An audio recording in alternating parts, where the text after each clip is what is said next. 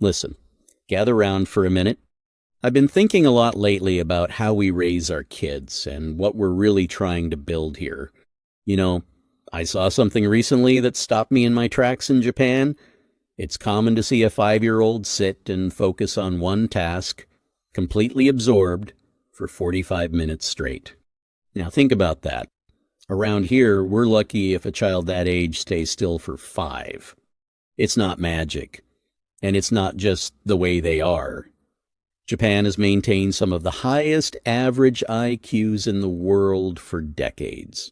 It's a blueprint, a way of life they've followed that quite literally shapes how a child's brain is built from the start.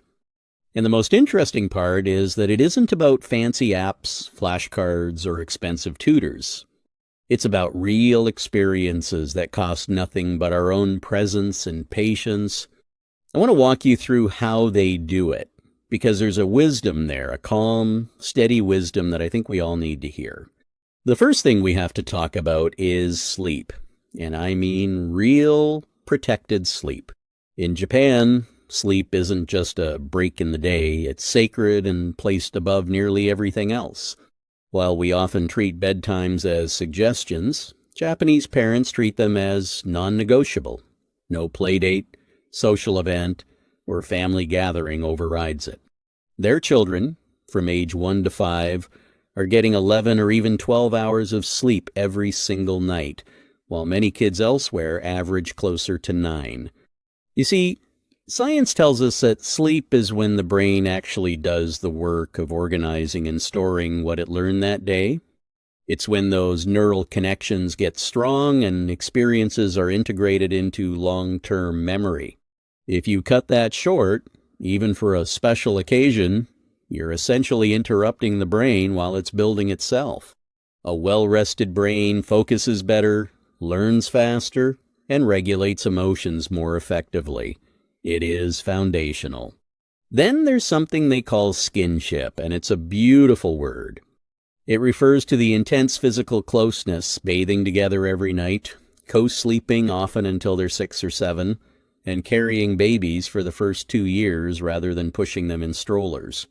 In our culture, we're sometimes told that too much of that makes a kid spoiled or dependent, but the research tells the opposite story.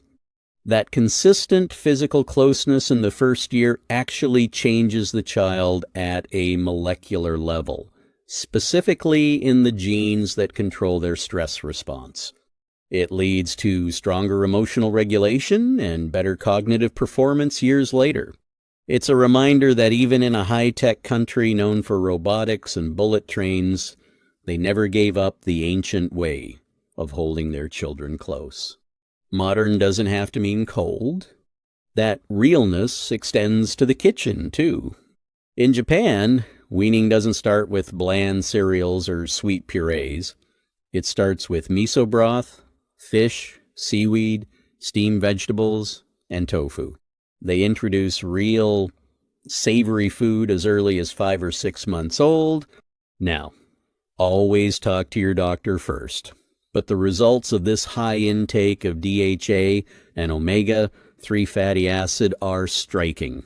Since the infant brain is roughly 60% fat, DHA is literally the building block it needs to construct itself properly. Studies show that children with this kind of early nutrition have better verbal IQ and stronger motor skills by age 8. Beyond the nutrients, that first taste of real food, bitter, salty, complex shapes the entire relationship a child will have with food for the rest of their life. Now, let's talk about how we speak to them. We all do it the high-pitched, simplified baby talk. But the Japanese have an approach called Katarikake Iikuji, which basically means narrating life to your child from the day they are born. They speak in full normal sentences, explaining what they're doing, describing the weather, or narrating how dinner is being made. To an outsider, it looks like a one-way conversation, but inside that baby's brain, something extraordinary is happening. The number of words a child hears before age 3 is one of the strongest predictors of their academic success. By kindergarten, a child who has been spoken to like this might have heard 30 million more words than their peers. You don't need a single toy or a single app for that. You just need to talk to them like they're already listening, because they are. Taking a deep breath, tone more serious. I know it's hard in this modern world, but the Japanese are incredibly strict about screens. For children under 3, there is typically no screen time at all, and even for those up to 6, it's often limited to just 30 minutes. They choose the harder path, because every hour on a screen replaces time that could be spent building real neural connections through movement. MRI studies show that heavy screen use before age 5 can physically reduce white matter in the regions of the brain responsible for language and literacy. These aren't just theories, these are measurable physical changes.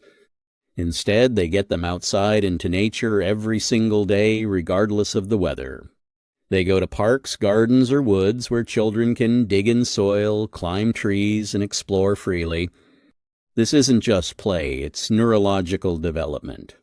Time outdoors lowers stress hormones and allows the prefrontal cortex, the part of the brain responsible for focus and self-control, to mature properly. They also focus on rich hands-on sensory experiences, letting kids play with water, sand, mud, and clay. When a child uses their hands to shape real objects, multiple areas of the brain, sensory, motor, and problem-solving all activate at once. This creates integrated learning that no digital game can ever match. Voice softening, becoming more reflective. There's one last thing, and I'll be honest, it's the hardest one to watch. They give their children real responsibility, way before the world says they're ready. You might see a 2.5-year-old toddler in Japan walking through city streets alone to run an errand for their mother. While that's a tradition there, the real point is that from the moment they can walk, they are given real tasks, pouring their own water, carrying groceries, or putting their own shoes away. In our culture, we often say, "He's only 2, let me do it for him." In Japan, they assume, "He's already 2, of course he can do it."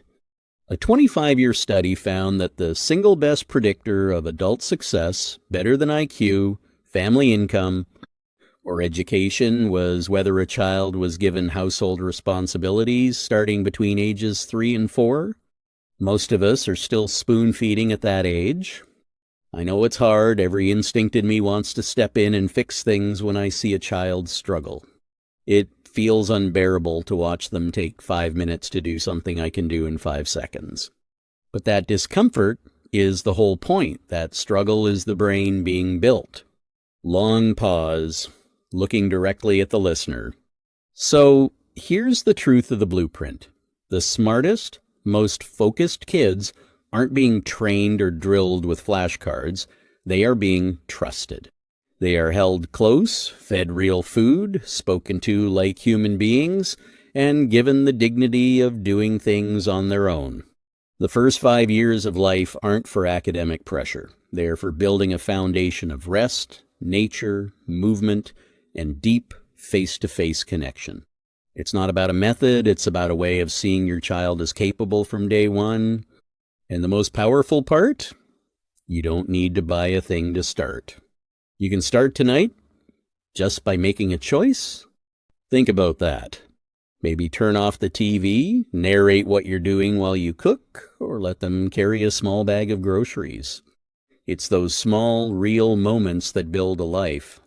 Nod slowly, a small, caring smile. We'll talk more later.